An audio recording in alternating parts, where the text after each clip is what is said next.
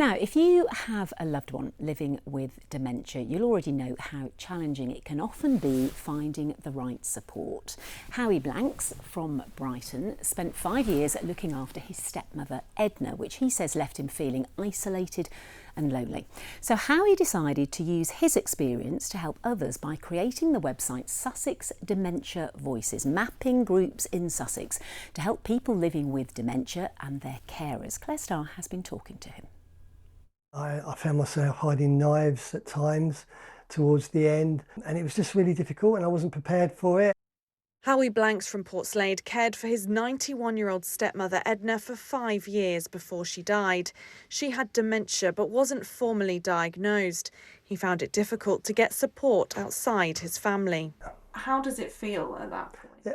Isolated, lonely, stressed in terms of specific dementia advice, specific how to communicate with somebody with dementia, how to deal with somebody that's having hallucinations, they've got delirium. It's just really difficult. He's since created Sussex Dementia Voices, a website mapping around 200 support groups and services, dementia cafes, care groups and home care. Now he's aiming to make it into a charity to give grants to other dementia groups, helping people access resources. I needed some signposting and somebody to tell me that I could go to a carers group and I could sit down with lots of other people and talk about dementia and just be around people who were going through the same experience as me but have solutions to it. 1 in 11 people over the age of 65 have dementia in the UK. It's estimated that by 2030, the number of people with the condition will be more than 1 million, with the number increasing as people live longer. It's going to take a society to beat dementia, so we need to be more joined up, we need to be more connected, and information needs to be more actively available to people.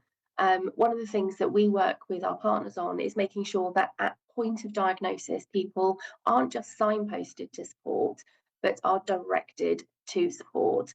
The government says it's committed to ensuring patients and families can access high-quality, personalised care and has invested record funding into the NHS as well as research. I'm driven with the goal of just trying to ensure that other people don't experience what I experienced, because it was horrendous. From caring for a loved one to hoping he can care for others on the same journey. Claire Starr, BBC South East Today, Portslade. Well, Howie Blanks got in touch with us about his story, and if you have a story for us, we'd love to hear from you. You can send us an email to southeasttoday@bbc.co.uk or get in touch via WhatsApp. You can also scan that QR code there on the screen, but please do make sure you include the details of your story, your name and where you are from.